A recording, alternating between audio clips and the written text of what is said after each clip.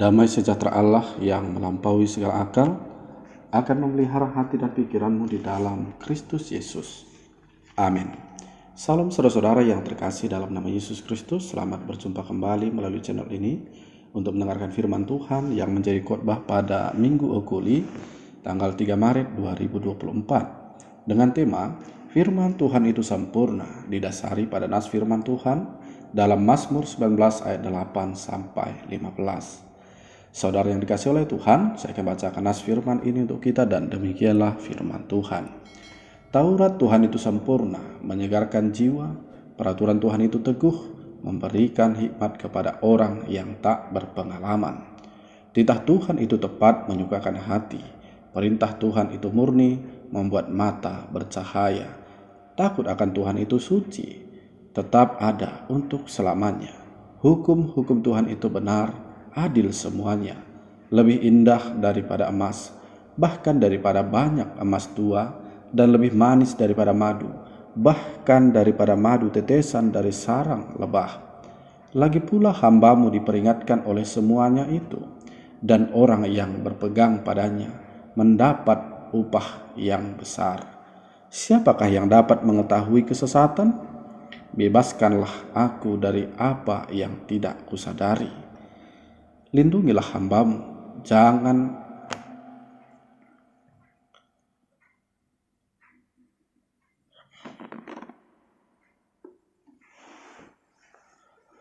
Lindungilah hambamu juga terhadap orang yang kurang ajar.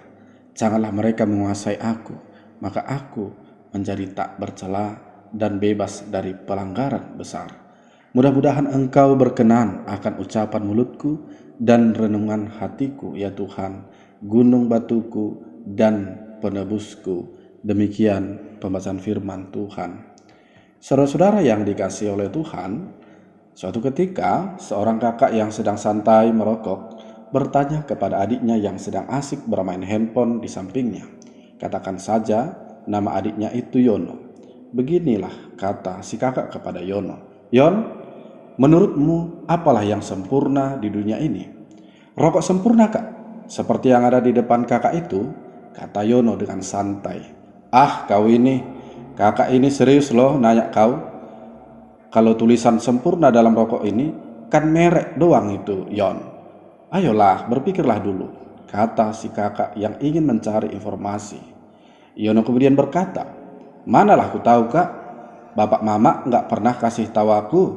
Terus di sekolah pun gak pernah ku dengar itu. Kakaklah kasih tahu aku. Kakak kan udah kakak-kakak. Aku pun tak tahu. Makanya aku tanya kau, kata si kakak. Saudara yang terkasih dalam nama Yesus Kristus, apa yang mau disampaikan dari ilustrasi ini?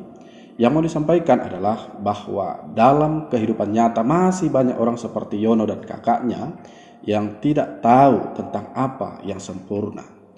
Yang sempurna itu pasti ada. Lalu pertanyaannya adalah, apa yang sempurna itu? Di mana kita dapat menemukannya? Saudara-saudara yang dikasihi oleh Tuhan Yesus Kristus, lewat firman ini kita akan jelas melihat tentang apa yang sempurna itu. Pertama-tama, kita melihat bahwa firman Tuhan ini adalah kesaksian Raja Daud. Dengan kata lain, bagian ini ucapan mulutnya sendiri, seperti yang dia tegaskan dalam ayat 15. Kita tahu saudara bahwa Raja Daud memiliki perjalanan hidup yang sangat luar biasa, di mana dia mengalami hidup mulai dari titik terendah, yaitu menjadi seorang gembala, hingga sampai ke titik tertinggi dalam masa itu, yakni menjadi seorang raja. Dalam perjalanan hidupnya itu, di saat yang sama dia tidak pernah lupa dengan Taurat Tuhan atau firman Tuhan. Artinya saudara-saudara, dalam perjalanan hidupnya, firman Tuhan adalah andalannya. Dia sungguh-sungguh menghidupi firman Tuhan itu dalam hidupnya. Dalam menghidupi firman itu, dia kemudian menarik suatu kesimpulan bahwa Taurat atau firman Tuhan itu sempurna, seperti yang dia katakan dalam ayat 8. Bukan tanpa alasan saudara-saudara, Daud mengatakan firman Tuhan itu sempurna. Dalam nats ini, Daud mengatakan ragam manfaat saat dia selalu di dalam firman Tuhan, yaitu yang pertama bahwa firman itu menyegarkan jiwa. yaitu mengembalikan hati manusia kepada Allah melalui tegurannya sehingga mendatangkan hubungan yang baik antara manusia dengan Allah. Kemudian yang kedua, saudara-saudara, firman Tuhan itu memberikan hikmat kepada orang yang tidak berpengalaman, yaitu orang sederhana yang biasanya dipandang sebelah mata. Pemikiran orang yang sederhana lebih mudah menerima keselamatan.